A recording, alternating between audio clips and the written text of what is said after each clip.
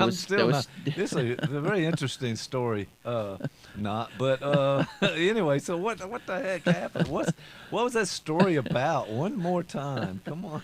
well, it was really an attempt at a really bad joke, but All right, there we go. that was Hey, look, the set them up, knock them down. Henny that was Youngman back in the old day. that Anybody was remember that reference? Okay, there you go. All right. Well, I that's a completely different generational reference. That's like no, but I mean, you're making references to these different generation, just beliefs and how they see things in ways that maybe other generations don't.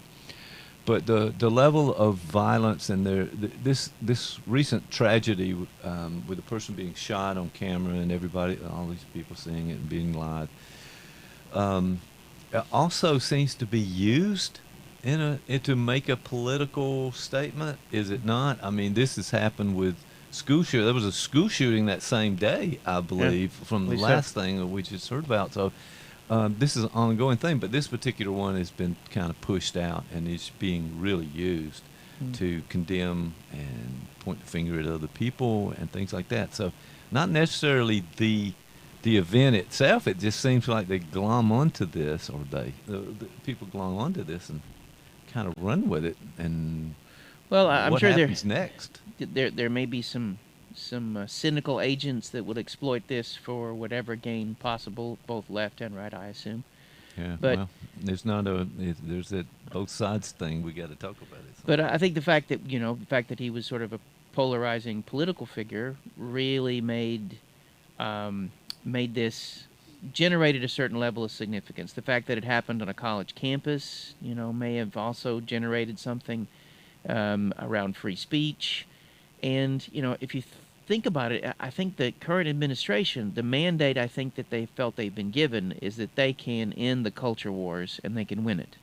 Right. So I think that's why so many institutions, colleges, and have been the target of this sort of change.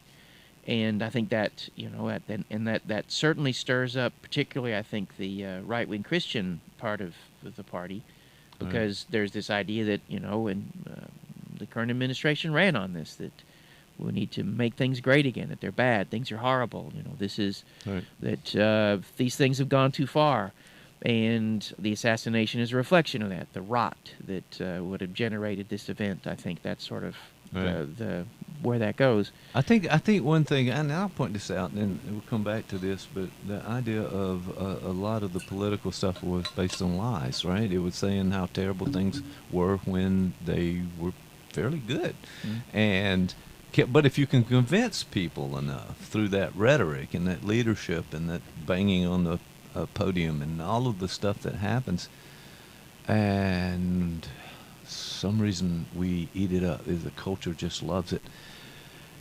And I'm not sure if we don't call these things out early enough, then they become somewhat real. I guess you repeat the message enough, people believe it's true. And if it starts with a lie, it's built on a shaky foundation to begin with. But then we go through all of the consequences and things that happen afterwards. Well, what made you think about that? And if we sort of think about this from a psychological lens, you know, the fact that a passive group of people could be convinced something that's otherwise, I mean, that makes sense. But I wonder, because for some of these folks, on some level, things may have been good for them. Maybe there was a level of financial stability, at least for some of them.